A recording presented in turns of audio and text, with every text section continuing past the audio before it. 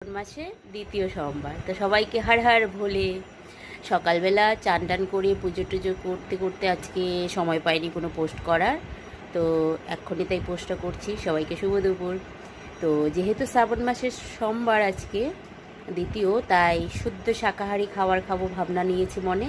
তাই আজকের দুপুরের মেনুতে আমি কি কি রান্না করলাম চলো সবাইকে দেখাচ্ছি। আজ দুপুরের মেনুতে আছে, এখানে আছে এটা শাক ভাজা, কারকোল ভাজা, বেগুন ভাজা, ডাল সবজি দিয়ে, আর এখানে আছে ডাঁটা চচ্চড়ি, আর এটা কুমড়ো দিয়ে বড়ি দিয়ে পুঁই ডাঁটা। তো এইটুকুই করেছি আজকে দুপুরের জন্য শুদ্ধ শাকাহারি রান্না। আমার ভীষণ ভালো লাগে, আর মানে পেঁয়াজ রসুন টসুন ছাড়া রান্না করলে সত্যি কেন জানি এত অপূর্ব লাগে খেতে, জানি না।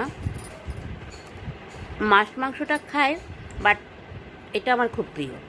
তো তোমরা কে কী খেলে অবশ্যই কমেন্টস করবে। টাটা, দেখা হবে পরের ভিডিওতে।